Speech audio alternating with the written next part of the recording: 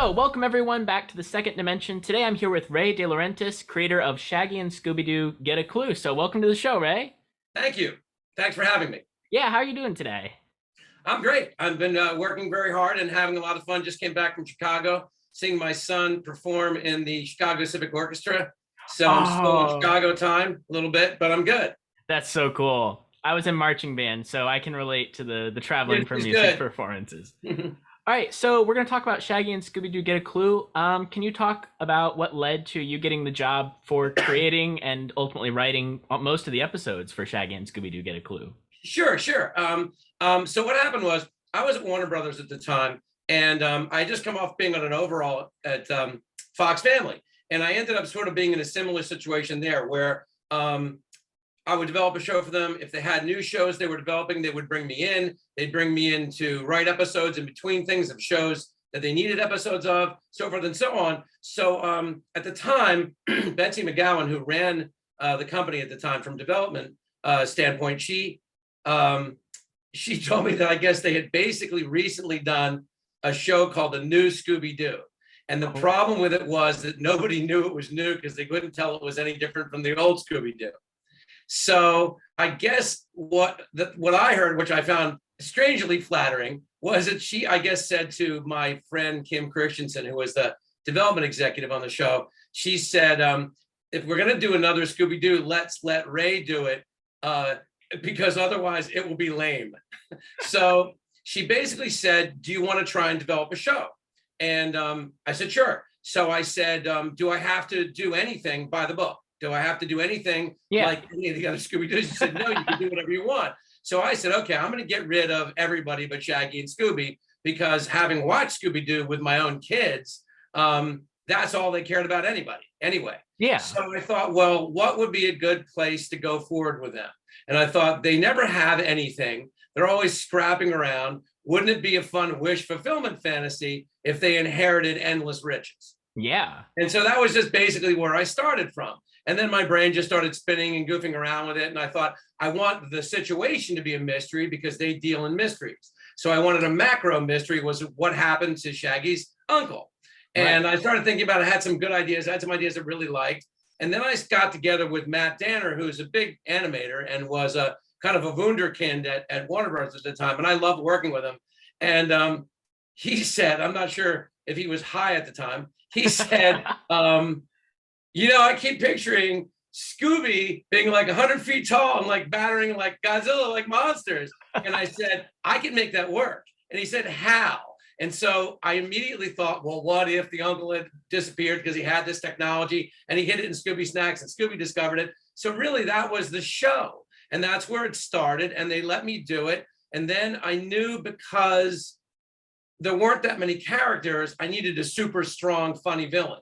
And I've always been a huge fan of kind of scenery chewing kids villains who are 51% impaired by their own psychological problems and 49% dangerous. And so I created this character kind of after Dr. Strangelove, and then brought my friend Jeff Bennett in to play the part because he's a brilliant voice actor. I mean, he's so good.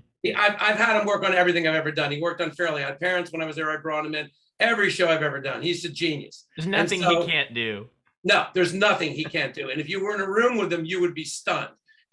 Someone can say, take this voice and that voice and combine them. And he does it on the fly and makes it funny. When we were doing FOP, Fairly Odd Parents, we lost, the actual Batman actor due to a problem. And Jeff came in and did him better than the guy. And he did it.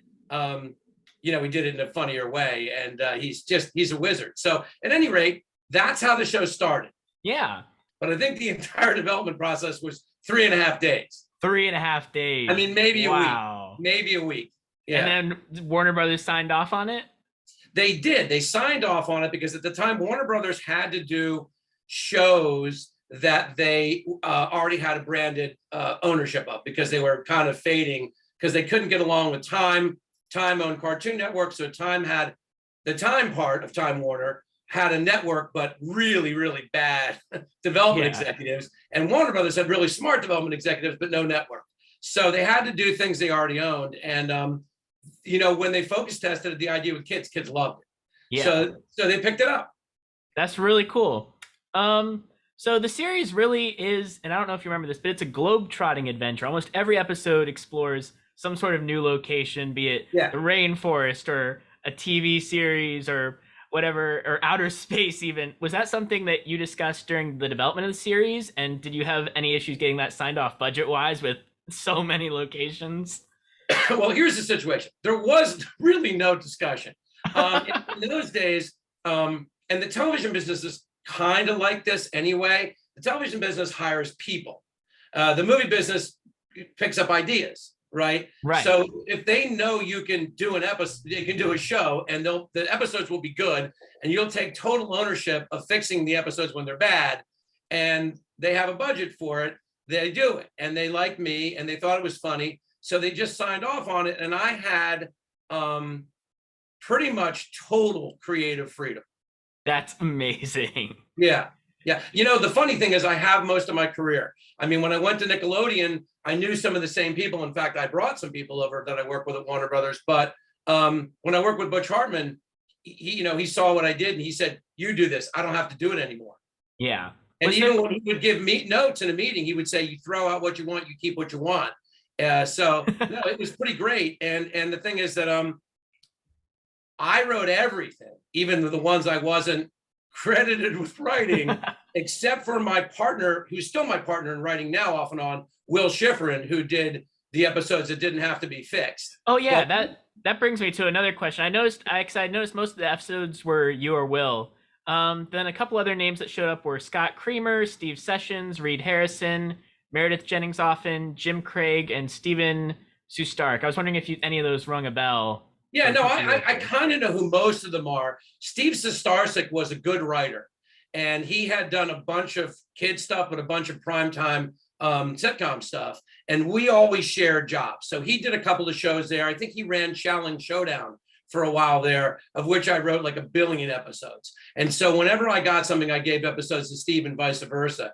And he was really credible. Like, he would give me drafts I could really use. The problem with the way that company worked, it was sort of a double-edged sword. The total freedom was great, but their schedule was insane, and they had no staff. So like when I worked at Nickelodeon, I had 6 and 7 writers under me when I ran stuff. There it was just crazy. And it was like, so it would be like, you were basically behind from the beginning. So they'd fire a starter pistol, and you'd have maybe a couple episodes in the bank. The schedule would eat those episodes up immediately. And then you'd get 4 episodes in, and I'd hand out a script to someone, and I'd get the notes back from the development people, and it would say on page 1, it would say, "No." And then it would say, and it would be an hour, and it'd say, "Oh God, please fix this." So you basically go through entire scripts in a day and that's rewrite some real constructive criticism right there. Well, I mean, they figured I could fix it, which was flattering. But the thing is, I don't think I ever had more than 3 days to write an episode. And what I would do is I would make sure that before I handed out a script, that I had, even if it was crazy and staccato and all over the place, that I had a really detailed outline, that I knew where all the jokes were coming from, what the story turns were. And then if I had to go into a crazy, marathon writing session, I could jam it out. Yeah. One of the other things that I noticed is that the techies, at least one of them looks like Napoleon Dynamite's brother Kip.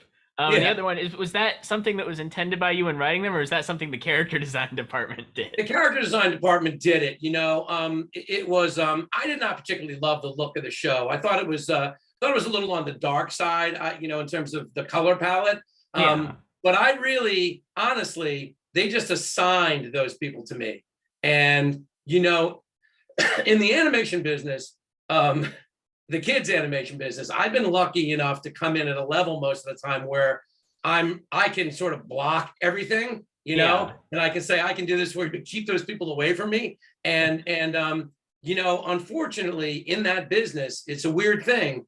The people who are the sort of sometimes the unit production managers, who literally are the only people on the production who have no skill set, are given this sort of leeway to drive people crazy and do things and torture people. And there was a little bit of that on that show. And Eric Radomski, who was on the show, who's a good guy, just did what he wanted. I stayed out of his way. And the only problem he ever got into was early on, I guess, he did an article in Animation Magazine where he took credit for developing the show, and he did nothing. He was never involved in development. And I like Eric, but yeah, Warner Bros. Got very angry because but he had nothing to do with it, because really it was 90% me and 10% Matt. And Matt Danner had, in my opinion, at least the fun, loose artist brain idea that led to really one of the coolest things about the show. Yeah. So, but no, I mean, they just did what they wanted, and I thought they did, for the most part, except for a few episodes early on, a pretty good job of directing it. They kept the timing pretty good, and they did an okay job, because look, they were on the same crazy schedule I was on. Right. I think definitely as the series went on, you started to see the team really get what you were going for with the show. Like it starts off a little rocky, but then they're like, okay, we get these characters. We get the Agent 1, Agent 2 dynamic. We get Fibes' monologues and how to board them and make them engaging and interesting. Yeah, well, they basically, what you have to understand is literally everything on that show was made up on the fly. I mean, everything. I would basically go into a room and say, I need some more sidekicks. And I'd say, what would be funny? And of course, that was because developing a show is like, it's like a mobile, and the way it works is you have the two main characters, and then you have to, everything you hang bounces out something else. So if you have the two loosest, craziest characters in the world, then you have to have the most wrapped too tight sort of, adult villain.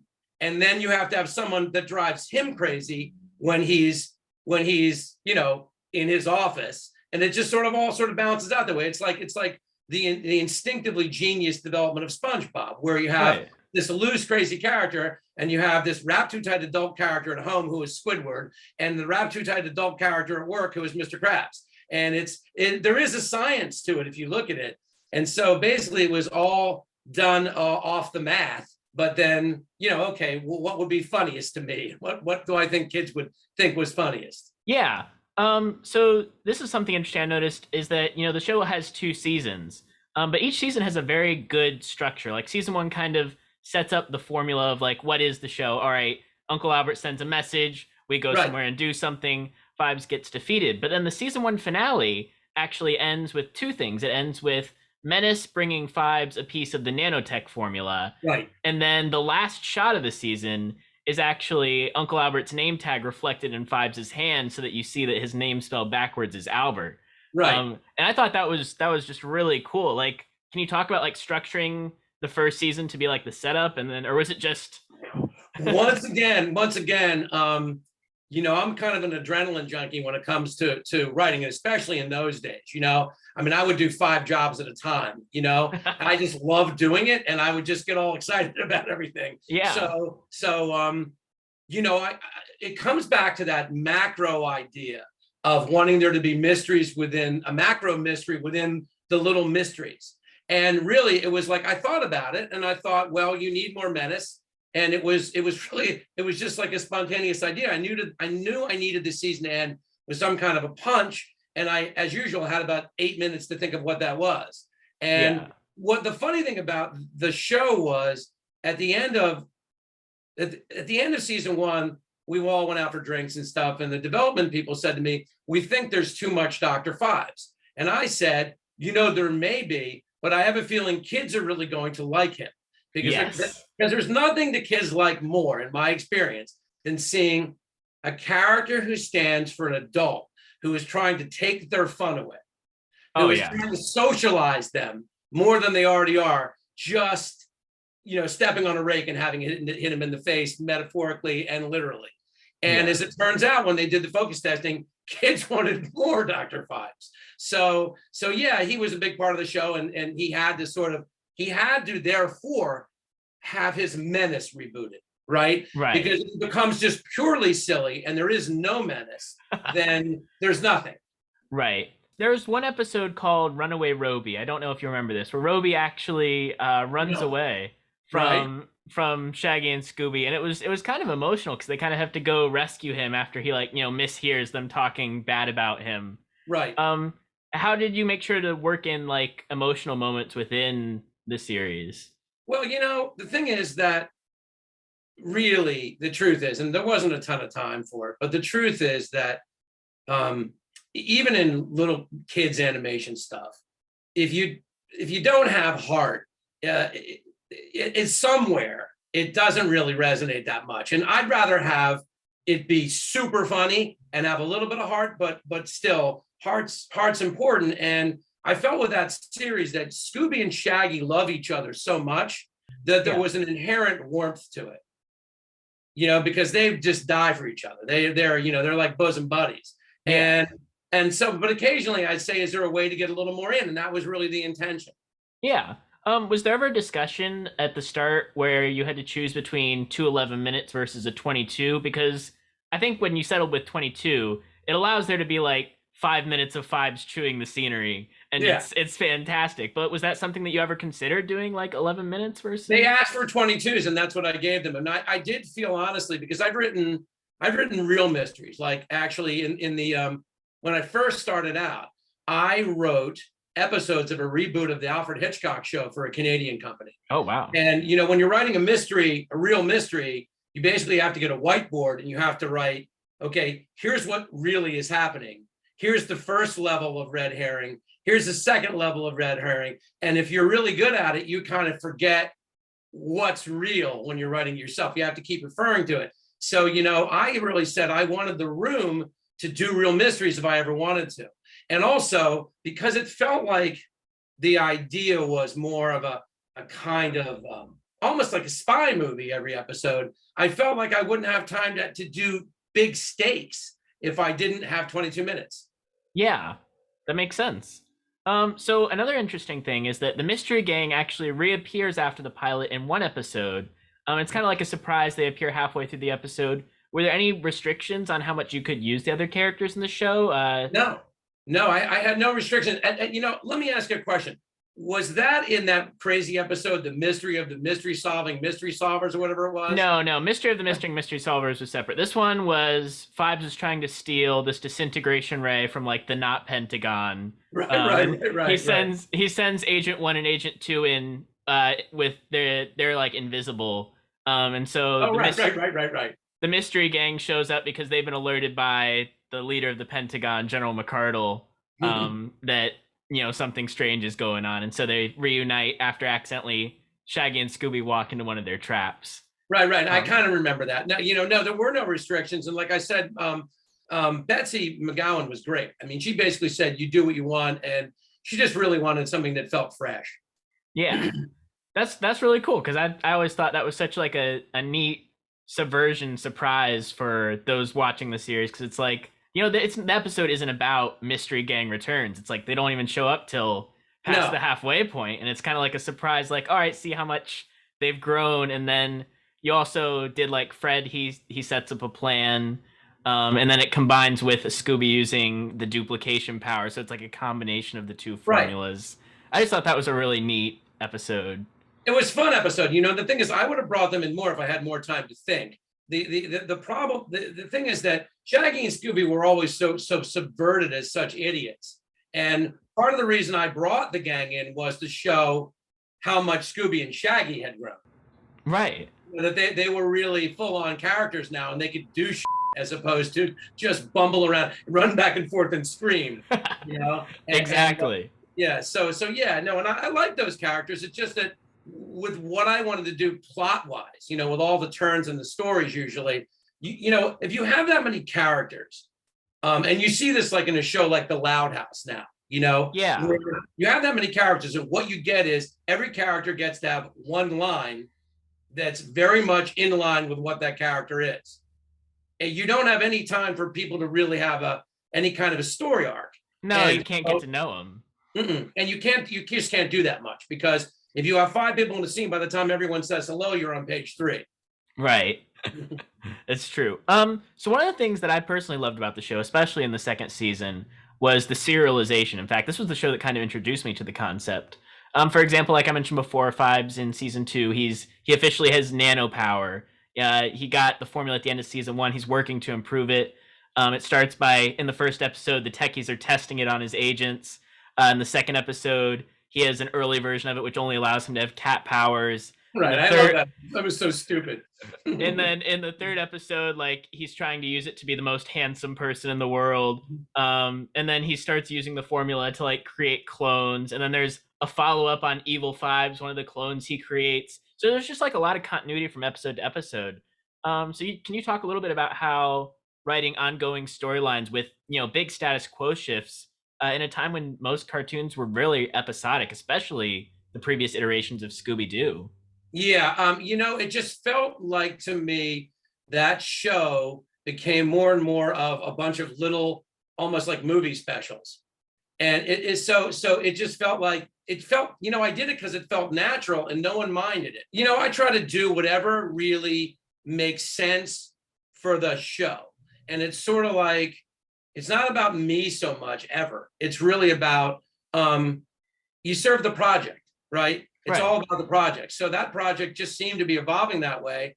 And I never really thought about it till you brought it up now that it was serialized, but I had worked in hour television off and on. And, in hour television, what you do is you do standalone episodes. You'll do like a standalone episode, then a 3-episode serialized arc, then a standalone episode. So I think that that's actually kind of where I started. When I was a kid, I was 21. I wrote a couple of St. Elsewhere's, which was an ancient hospital show, but a good hospital show. And I also gave the writers a lot of stories they used for other episodes that I wasn't even credited and I was just paid out for. So I think that was where my training was, that, and then I did a little bit of movie stuff. So I just think it was instinctive. That's really cool because I know as a kid I always loved the idea that there is this ongoing mystery, and I know when the storyboard artist got a hold of it, they would actually throw in little teases like they did. There's a time travel episode where Fibes actually wins by placing first of all, there's EMPs in that episode, which were those a thing in 2007, 2008? No, I had done a bunch of research on DARPA for a serious movie I had written for Paramount, and it just felt like once I got into this world with a supervillain that I had to really research things like that, like what sort of technology is out there, what's cutting edge, what can be used. So Fibes he sets off an EMP at the North Pole and he actually wins. All the electricity in the work is shut off, and they have a nice shot of Trebla with his fist like clenched as it frames Fibes. Right. And that's like before the reveal. And then like I know as you get to season 2, there's things like when Fibes kidnaps Roby. Roby comes right alongside Trebla and is like, he's pointing to Fibes, like, you are evil, and Trebla's like scooching off. Yeah. They did a lot of really cool things with it. Did you ever get to see the final series when it was done? I got all the DVDs, I got all the CDs, but what happened, and this is my memory of it, and it's a long time ago. I mean, I think my daughter was 5 when I made it. She's 25 now. Yeah. So, but my memory of it was this. It was during the sort of demise of Warner Brothers Kids Animation, which is now rebooted, which is great, but in a much more self-serious form, in a much more corporate form. But they were sort of running out of gas, and the CW was which I think that was the company that aired networks, was like shutting down or something at the time. And like I remember one morning, just to digress, where I was going to work and I stopped at Mel's Diner to get some breakfast, and I had all my notes with me, and I found out that basically the network had ended, basically, it was ending, that ran the show. So I called my agent. I said, should I go to work? And he called Warner Brothers and said, yes, go to work. They're going to keep doing it. So it was during that time, and it was just all kind of crazy. It was a crazy period of time, and you never knew what was going to happen, Yeah, I remember watching it. It was CW 4Kids, and it was right alongside Sonic X and Cubo and other. Right. So yeah, no, I mean, I remember them because Warner Brothers was in this sort of hateful battle with Cartoon Network. I mean, it was just like ugly, and I kept saying to people, why don't you just get along so that it helps everybody? Because Exactly. one side couldn't develop a show to save their life at the time, and the other side didn't have a network. So, but it was a weird thing, and I know I never saw the show once on television. Wow. That's Yeah, crazy. yeah. I mean, It's I was shot out of a cannon at the time. I was just on to the next thing, Yeah. They never actually released the full series. It's a series on DVD or physical media, but it is all available digitally. I Well, think what happened was when Warner Brothers started to fold up, basically, they only gave away things they didn't care about. Yeah. So there were like a lot of Canadian networks and other networks that wanted to air and wanted to move forward with a couple of shows I was involved with, this being one of them. But their attitude was, this is good. We don't want to give it to someone and have it done badly. And I would say, well, maybe we could work through that rather than just killing it all together. But there was no logic to be had. Yeah, it was interesting because I do remember like the divide between season 1 and 2, and I remember that at the network there were promos hyping up the season 2 premiere. We were all Yeah. excited because they were showing that they got a new robot dog. I think his name was Sparky. Right. That Roby Because he had electrocuted killed. everybody. Exactly. He did. Yeah. Oh, this was an interesting episode. Shaggy and Scooby both had previous dogs and hippies. Shaggy had his previous dog Zoinks, and Scoob had his previous hippie Groovy Don. Where did the idea for this blast from the past to kind of come from? Probably from a man who was writing episodes in 3 days and raising 2 young children, would be my guess. But I don't know where it came from, but I remember this is the instinct that generated it. These 2 characters always got along all the time. And I thought it would be interesting if they had something that would threaten the friendship. Yeah. So it was just like a spin on their relationship. Yeah. What was it like writing the season 2 finale, Uncle Albert alert? So I'll refresh your memory. It's basically Shaggy and Scooby have to go rescue Uncle Albert after Fibes locks everybody in because he's certain there's a mole. But what was it like writing that without really knowing if the show would be renewed for you to tell more stories with the characters? What were kind of that's my favorite. That's the only Scooby-Doo Get a Clue story I ever tell, because it's such a psychotic story. Because I was writing these 90% myself, 70% myself on a crazy schedule. It came down to this. Warner Brothers was basically going under, right? So I knew there wasn't going to be a season 3. Yeah. And they had sold the building to DeVry University, and then later Amazon came in and took some of the offices. So I started out there with this office, which was a spectacularly huge office that I just took because Warner Brothers was such a garage band. I just went and said, I'm taking this one. And it was like, they said, but 4 artists worked in there. I said, no, this is my office now. So I went in and it had like 20-foot glass wall on the back where it was all, just all glass and looked at, and it was beautiful. And there were trees. Well, during the writing of the show, it was sort of a portrait of Dorian Gray in general. Things degenerated. So like, they were building an extension to the 405 freeway. So they basically cut down all the trees, and now there was rebar outside instead of beautiful trees. And there were, basically machines going off all the time and people pouring cement. And Warner Brothers was doing things to save money, like limiting the coffee stations, as if that would do anything. There were 4, now there are only 2 because we're going to save money on coffee. And the time I went into the office to write that episode, I remember I had Friday, Saturday, and Sunday to write it. And I went in and I had a story, and the people that had bought the building were literally jackhammering my wall. This is no joke. So I put in big wax earplugs into both ears with some noise canceling headphones over them. And I sat at my desk with literally things vibrating off the walls and falling onto the ground, things vibrating across my desk. And I just wrote the episodes. I just wrote them in a hideous blur of like 12-hour days.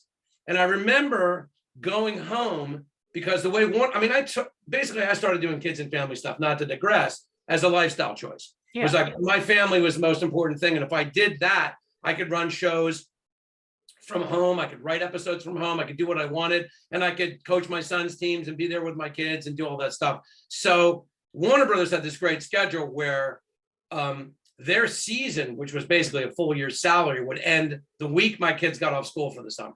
That's so perfect. So it was like fantastic. So I wouldn't work for 2.5 months. I just go hang out with the family every day. Yeah. And so I went home, and I remember I was so tired. I remember going home, and I remember thinking, this is going to be great.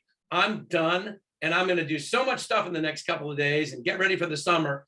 And then I remember no time passing and standing in the kitchen and saying, where am I? What have I been doing? When did I stop? What day is it? Because my mind was so melted from having moved at that speed. It literally felt like my brain was cold. Wow. Yeah, it was like I was a moron for like 10 days. I mean, people would just shake their head at me. And then I slowly recovered. But writing the last episode was apocalyptic. And, it really is a lot of times when you're operating in the business I'm in, there is no certainty, right? So you never know. And so you either get burned out or you develop a kind of Hunter S. Thompson kind of iron shell around yourself where you just are gonzo about it and you don't sweat it. Yeah. And that's kind of what I did in general, And I remember I did a show for Nickelodeon, and Nickelodeon was in trouble. It was the last show I did there. It was a few years ago. And they were kind of like going under as a network at the time before they did the CBS merger. And I ended up having to write 2 episodes of a dead show that I knew were never going to air because I was contractually obligated. And in my office with my friend Will and my writing partner Will, knowing that they'd never go on the air, no one would ever make them. And it was existentially grim, but that's what happens sometimes. And the Scooby-Doo thing was more fun. And I guess there was a chance someone would have picked up the show, because from what I understood, kids really liked it. I mean, I could care less whether adults liked it. I didn't write the shows for adults. Yeah. I was like 7 or 8 when it was airing, so yeah, it definitely hit, and my whole family enjoyed it. I mean, we still quote the show. That's funny to this day. If there had been a 3rd season, is there anything that you would have liked to tackle? Because I'll kind of recap on where everybody is. Uncle Albert's reunited with Shaggy and Scooby. Fibes tried to self-destruct his whole building, potentially killing all of his agents, but Scooby rescued all of them.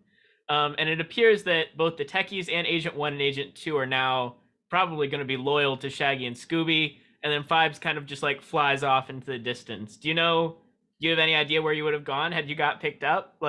No, I have no idea. None at all. I mean, because like I say, I can remember, I have a very kind of good visual memory. Like I have like a, sort of a 360 hovering memory of where I was in that office and the state of mind I was in. And I can still remember the kind of combination of pure focus on exactly what I was doing with mayhem around me and not being able to function beyond that, So, I mean, I would have had to have stepped back and looked at it all, but, I was looking to have it be a victorious ending, and I don't know what I would have done beyond that. I really don't. I mean, it's I probably would have needed to amp things back up somehow in some crazy way, Yeah. Off the top of my head, I may have had Dr. Fibes been smart enough that he had some sort of a chip in all of his agents that he could control them to kill Shaggy and Scooby. So, so that they were like friendly 1 minute and like it'd be activated by a bell or something, So yeah. They were living in a place where everyone tried to murder them, but they didn't know. And I don't know what I would have done beyond that, but obviously it would have had to have been amped up again because you would have had to have re-empowered Fibes in some way. Right. That makes sense. Like for instance, I remember one of the silly things I came up with was that he rolled around in a hamster ball because he attracted lightning. And perhaps I would have had him get the dark matter powers that he was trying to get to begin with. So he was a generally scary dude. Yeah. I don't know. That's really cool. Yeah, you definitely did. You did a lot with, again, continuity, because like he has the hamster ball in season 1. Then once he gets nano powered in season 2, he no longer needs it. And there's a line about, now that I'm nano powered, I'm no longer susceptible to lightning. Yeah. Like it's just keeping track of stuff like that. Like I don't really remember as much from other shows at the time. Well, it's a funny business, and a lot of people who are fans of animation don't really understand how it really works, and how it works very differently at different companies. If you have creative freedom and you know what you're doing, you can do a lot of interesting things, right? Yeah. I mean, I was a real writer, like, not that animation writing isn't real writing, because it is. But I had started out writing at a level where everyone I was working with was 10 years older than me and had won 4 Emmys. Right. So it was like I was baptism by fire, and I was writing at a very high level. So I had brought a real intensity to everything, trying to make it great, Yeah. And Warner Brothers and places like that, it was a battle to make it great. And Nickelodeon, it was easier because they had really talented artists, bigger crews. You could hire anyone you wanted for voice talent. It was kind of great. But the thing is, but a lot of times, you have some combination of, like Disney, for instance, at an animation level, they basically oversee everything and homogenize it. Right. So there is no chance for a creator, except for in very rare cases when Disney's kind of down, like when they're really in trouble, like the Phineas and Ferb guys could do something, and what was the show? The cute Gravity show? Falls, or Gravity Falls. The guy, they just turned that guy loose, and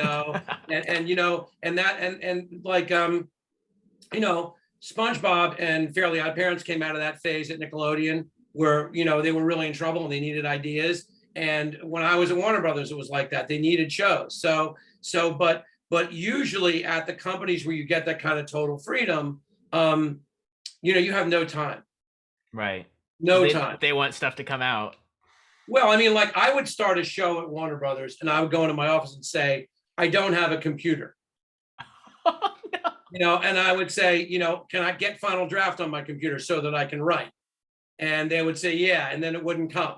And my goodness. And you'd be falling behind schedule as you ask for those things. And then they'd say, we're really going to need the first 3 episodes in 4 weeks, and there's no stories. And the other thing about animation schedules is they swing off something that's called the DEEK animation schedule. And DEEK was an old animation company that was known for producing garbage, but they created an animation schedule that goes like this.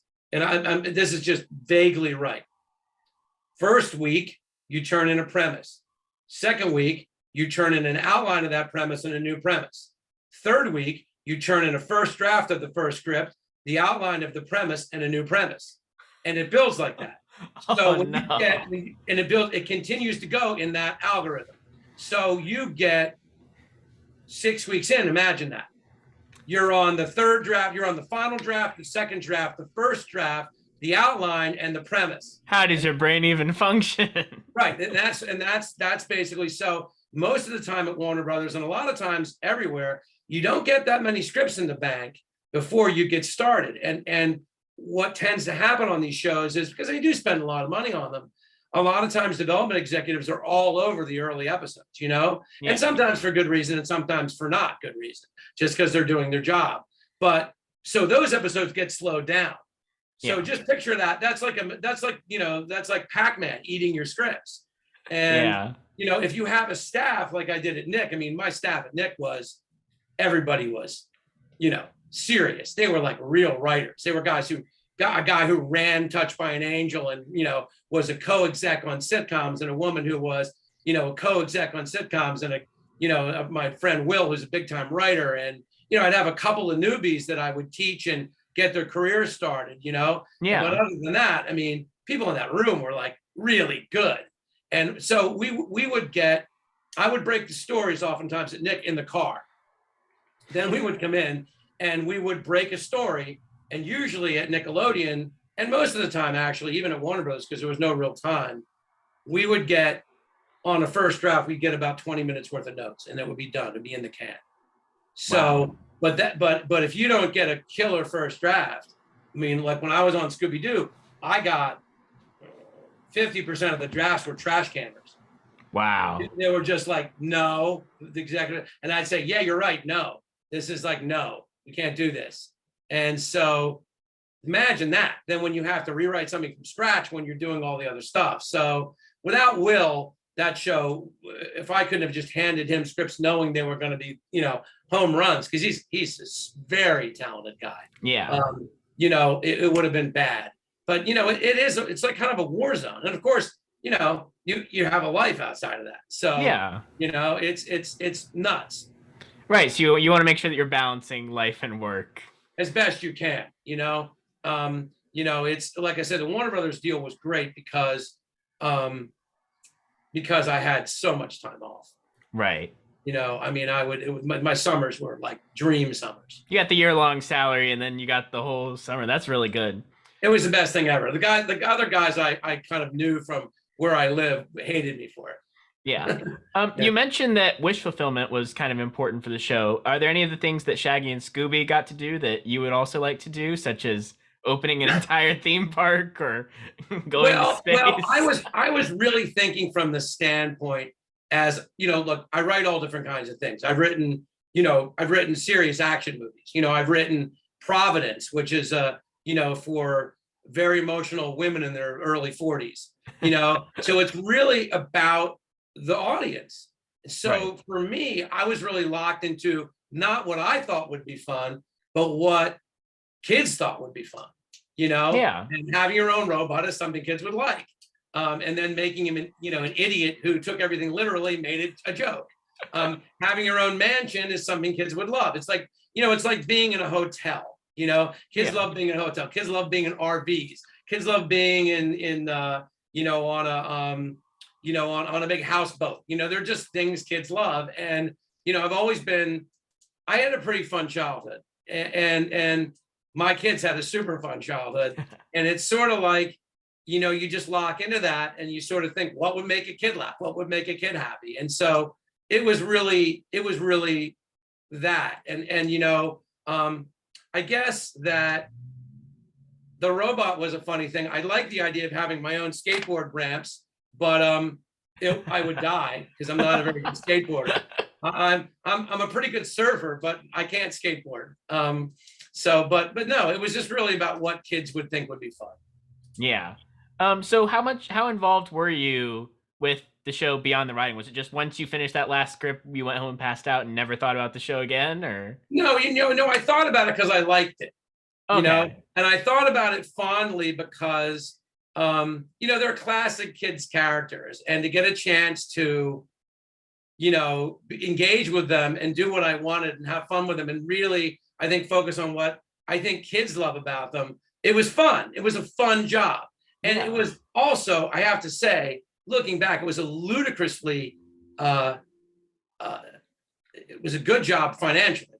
Yeah. Because the way that in the old days, see, when you work at Nickelodeon or a place like that, you're on a salary. Now, my salary was very good, and then you get a script fee. But in the old days, when you're running a show by yourself, you get what they call a story editor fee, which grows as you do more and more work for people, and then you get an episodic fee. So writing a Scooby-Doo was crazy lucrative. Yeah. So it was on top of everything else. It was like, wow, I can't believe someone's paying me this chunk of money to do something so fun that my kids can come see. And, so it was really, I always have to say, there's a bunch of jobs I've had that I look back on really fondly as a job. And that, and this crazy show I did for Warner Brothers called Coconut Fred was another one, because it was so psychotic how that all went down. And it was just like, this is the craziest thing I've ever. And then I loved writing a few of the seasons of Tough Puppy for Nickelodeon, because it was very funny. And I had such a good staff and such good voice writers and voice actors. And I loved doing a couple of the seasons of Fairly Odd Parents. And then I had a crazy job where I met Will Schifrin, where this crazy company was trying to do interactive television. And I knew, because I'm tech savvy, I mean, to that degree. I mean, I've worked for Disney Interactive and Henson Interactive, and I almost started a game company years ago with some people. Wow. And I knew that there was no way to do interactive television. But these people from Silicon Graphics and some movie producer who had a lot of money built people out a lot of money. And they hired Will and I independently based off liking our spec scripts. And they paid us $1,000 a day to do something that couldn't be done. And they couldn't tell us what to do, because they couldn't even get sort of a functional model of what they were trying to do to work. And so that was my funniest job ever. Hey, and now that's actually a thing with like Netflix, and they're doing interactive. Well, they really wanted to do television where the home audience could really interact with it. Yeah. And, you know, there was just no TV. Yeah, you could do it now. They weren't even close to doing it then. And I worked with a woman who had convinced them it could be done. And she, you know, and I just looked at her after the first meeting and I said, you know, this can't be done, right? And she went, and I went, okay, you know, and I just sort of, I was very nice to them and I did my best. But at one point, I remember Will and I were in Cabo San Lucas at a resort on the beach for a week. And because there was nothing we could do at work, we wrote a script, and they didn't want to lose us in case, I guess, they ever thought that they could do some version of what they're trying to do. But I would say it was one of those top 6 or 7 jobs. It was just a super fun job, beyond amazing. The fact that it was really hard. And you got to write, or you got to provide for your family with the money too, which is really cool. Yeah. I mean, I've almost always worked, you know, but that was particularly fun because of the schedule. Those shows I did, I worked for pretty much 4 years at Warner Brothers before they went under. And, you know, 1 year sort of strictly in development and the other years doing shows, I think 4, and they were fun years. Yeah. They were really fun. It sounds like you're a very prolific writer.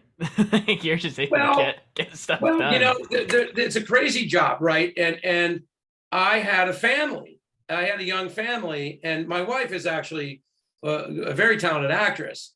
And she was in a bunch of movies in the 80s. She was in Bill and Ted's Excellent Adventures and Better Off Dead and a bunch of movies. And she worked a lot, but during those years, she was sort of transitioning out of acting.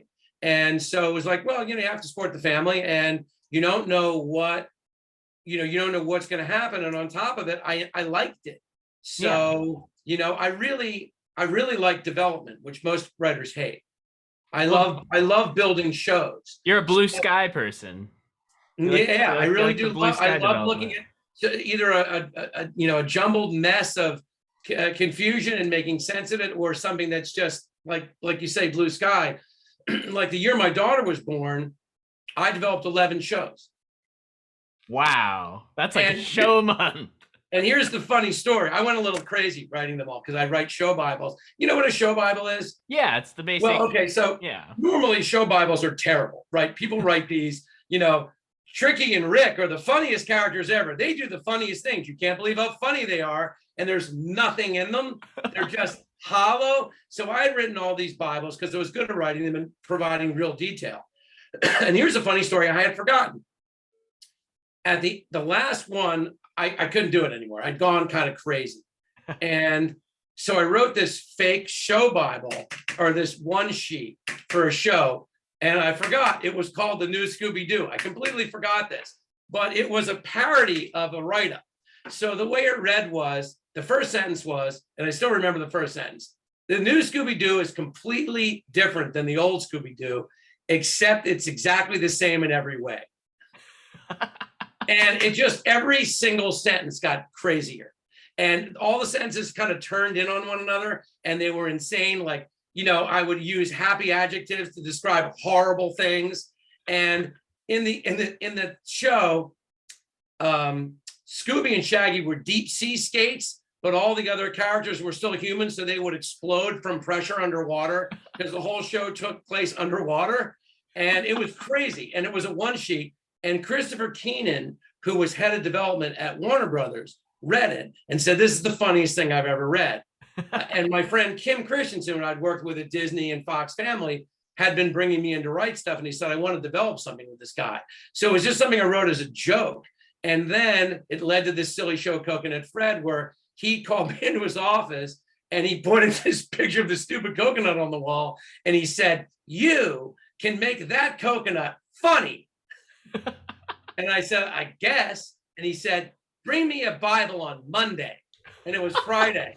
So I went to Starbucks and I sat down and wrote this crazy Bible about a character who, unbeknownst to himself, everything he imagined became real. And everybody else knew it but him. And he said, I love this. And we took that to Betsy McGowan, and they didn't do comedies. And she said, I love this. And so I had been writing a ton of stuff for Warner Brothers, but that's how I actually got sort of in the groove of running shows for them. That's really cool. If there's one thing you could change, I came off of Scooby-Doo, weirdly. Yeah, if there's one thing you could change about the series, what would it be within like the existing details? Well, I would say probably within the existing details. Okay, well, I would have liked more time. Yeah. But other than that, I probably would have given the show even more heart. Yeah. But that's a hard thing to do at that speed. Right, you have to pick comedy or heart when you only have 3 days. And yeah, it was like if you can get something sweet out of it, you know, and I just made sure in the episodes that Scooby and Shaggy's interactions were so like, I love you, man, that it felt warm. And at least that gave me something. And I would have liked to have written it slow enough so I remember almost any of it. And it was interesting because there was something I learned writing it, which you know, I probably would have tried to have done more of anyway. You know, that crazy episode, The Mystery of the Missing Mystery Solvers? Yeah. Well, I decided I'm going to write a real mystery. I'm going to write a real dense mystery that has layers and layers and layers. And it was so funny because I kind of loved the episode at the time, especially because I'd written it so fast. And I thought, this is pretty clever. Yeah. And when I got the bounce back from the kids who are watching it, their favorite part of the episode was when the villains kept getting hit in the head with the trapdoor. And I said, okay, great. Okay, I'm going to relax now because this is not high art. This has just got to be funny. Yeah. And then who's your favorite character on the show? Well, I love Scooby and Shaggy as a single character because I kind of viewed them that way. But I have to say Dr. Fives. Dr. Fives, he's the best. Just because he was fun to write, you know. I was an obsessive Dr. Strangelove fan as a kid. You know, I love that character in that movie. And, you know, I just thought, you know, it was partially because Jeff is just such a wizard. He's such a wizard that it was like, you know, it was just every time I mean, I just loved, okay, as a character, I think I may have liked him the most. And I love Scooby and Shaggy, but he was just so rewarding to write for because you just could write such crazy stuff. Oh, yeah. You know? So, yeah, I think he was my favorite. Yeah. And then what projects are you working on these days and where can people find you if they want to see what you're up to? Okay, so what am I doing right now? Right now, I'm developing an animated series for a company called Cyber Group. And I'm not sure if I'm supposed to talk about this or not, but I don't really think it's a big deal. I'm doing a show that came from a New York Times bestseller series of books for younger kids called The Catch Club, which is about a group of kids who try to catch mythical creatures. But I've translated it completely to a different realm for a series. So it's really more about like, you know, shows like Ghost Adventures. Yeah. It's really more about people who are kids who are obsessed with proving that there is kind of magic outside of the mundane. Yeah. And also it's about helping to continue young kids' belief in things, you know, like Santa Claus and the Tooth Fairy and things like that. So I'm doing that. And we've written a couple drafts of a Bible that we really like. And other than that, the other two things Will and I are doing together is we're writing, believe it or not, we're writing another Ice Age movie. Wow. Which the thing is that we're in a loop now where some of the original characters from the series are we're almost like writing episodes that are 65 minutes long. They're like, they're like long specials or short, Yeah. serialized movies, That tends streaming to be movies. how And animation's going with streaming. yeah, right. And so we wrote one that we really just rewrote, and we really couldn't rewrite it completely. And now we're writing another one, and they've asked us, and they've commenced us on actually doing another Rio movie, believe it or not, Whoa. which is really a pretty fun story. And then prior to that, we had redeveloped the Night of the Museum franchise as an animated streaming movie for the Sean Levy's company, 21 Laps. Yeah. And we wrote that, and that's now in production. That's So really cool. that's probably been, unfortunately, rewritten by somebody at this point, because they always bring somebody in to rewrite somebody, like they brought us in to rewrite Ice Age. But we may end up doing another one of those. And so we're in this sort of, we're always developing a show, probably one. And then we're in this loop of movies with some really great people. This guy, Roland Poindexter, I worked with at Fox Family, Warner Brothers, Nickelodeon. And then he called me in at Disney Plus and said, would you come in and do stuff here for me? And at the time, I was still running shows at Nick. So I brought Willem to do it with me, and we've been doing it. And we've been having a really good time. And what's kind of cool about it is, we're writing things that are going to Alan Horn and Alan Bergman and sort of the main guys at, upper level Disney sort of executives, and they're smart. And so, you're writing something at a pretty high level, which is a challenge, and it's sort of cool. Yeah. So, you can't control how it comes out because things always get rewritten and stuff, but at least there is a phase of all these movies where you feel like, hey, this is pretty darn good. Yeah. This is really good. It's funny, and it's got action, and it's got menace, and it's sweet, and it's got heart, and so it's pretty fun. And I've been doing that. And then the only thing I'm really missing right now is when I ran shows and we were still in a room and we weren't on Zoom all the time, I got to help young writers. And I really miss that. So I'm really kind of officially looking into seeing if I can start teaching a little bit so I can do that. That would be really cool. Yeah, it's really fun. I mean, it's such a hard business, and it keeps getting harder. And it's nice to sort of empower people and give people confidence, and give them a little pep talk about how to do it. Yeah. And it's. I mean, I started writing kids and family stuff for two reasons. One was lifestyle, but the other reason was I didn't care. I didn't care about writing the other stuff. I sort of said to myself, well, what's this really about in the world, right?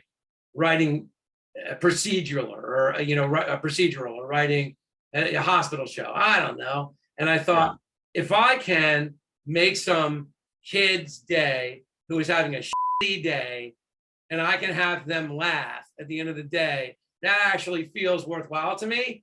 Yeah. And so I was able to do that with slightly older kids, 21-year-olds, 22-year-olds, who are kids to me now, and I'm not able to as much. So that's where I'm at, and that's what I want to do. I want to start folding that stuff in if I can. Alrighty, everybody. So thank you so much for watching, and I'll see you back in Dimension 1.